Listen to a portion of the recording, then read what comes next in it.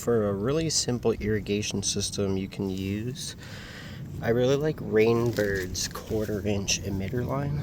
It's 1/4 inch line with little emitters every 12 inches inside of the line, so you don't have to like mess with it and puncture 1/2 inch hose and stuff, which is cool.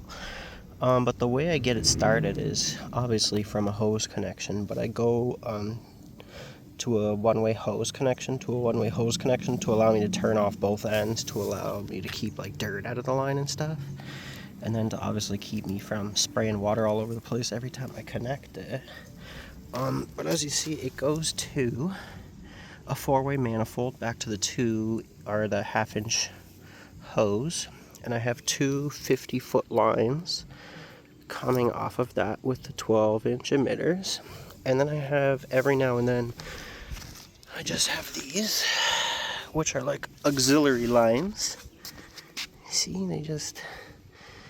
and with these, once I have potted plants, I can put them within the range of however long I cut it, and however much water they need. I usually just have it drip like that, just a good drip. That waters the plant in like, 10-20 minutes. But if you want to water quick, you just open these up. As you can see, even though I'm running, there's 150 feet of line total on here, regulated down to 15 psi with a pressure regulator, and that's just so if I have like a pressure peak or anything, it doesn't blast itself apart.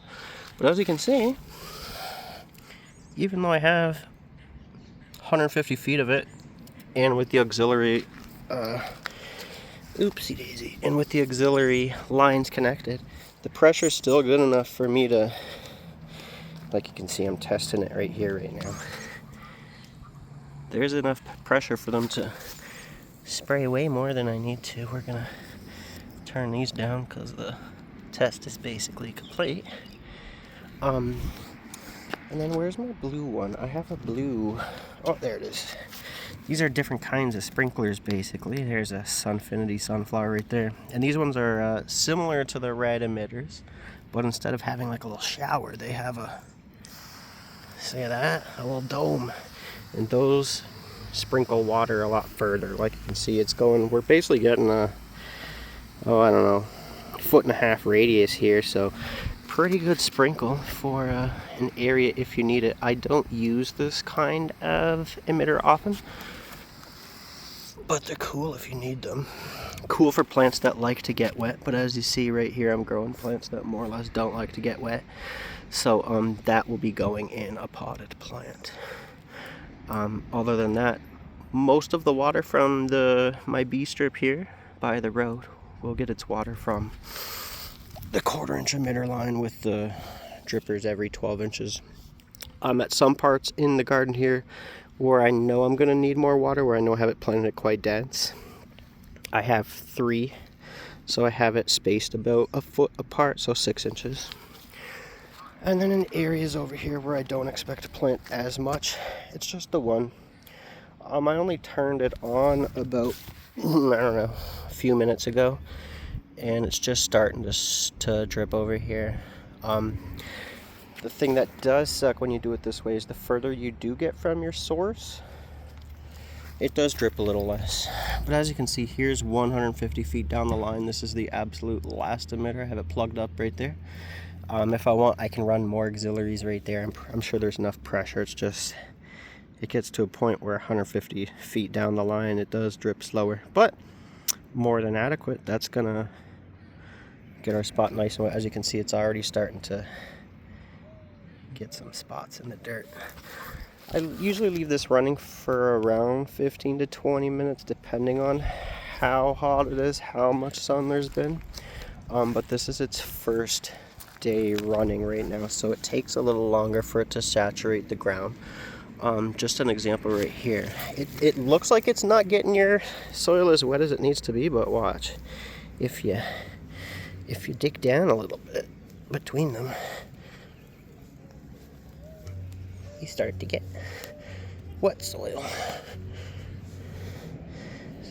So I just turned this on, so it's getting there. after you run it more consistently for a few days or as needed, it tends to saturate the soil better. Obviously it's better to irrigate in the morning when it's sunny or in the evening when it's still sunny, just so you can get rid of some of that extra moisture and get that water taken up. I don't know if I have anything else to show right this second other than the fact everything, oh yeah, maybe here. So there's nothing here yet, but I'll go over here. As you can see, you can snake it around, and if you have a tiny bit of planting, you can make it so you plant water-hungry plants right on the emitter. You just got to snake it around a bit. Use some landscaping fabric and cut a hole in it. Really helps with water retention. Once these start to grow a little bit more, I'll be putting wood chips over top of this to hide the line here. But other than that, for the rest of it, it'll be completely hidden by the plants themselves. You won't see the line shortly. The benefit to that is the line is actually somewhat UV sensitive. Not entirely or not a lot, but the more you can hide it from the sun, the better. It'll just last longer. That applies to most things. Let's give a little zoom in. As you can see, it's nice and sparkly. All the watering that's happening. Cool. Well, thanks for watching my little irrigation video here. As you see, it's quite easy to set something like this up. It takes a little bit of time, but it's not too financially crazy. 50 feet of this stuff is like $19.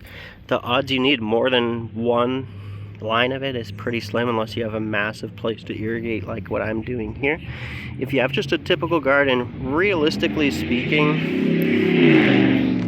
motorcycle, you could set something like this up for, let's say, $19. We'll call it $20 for the line.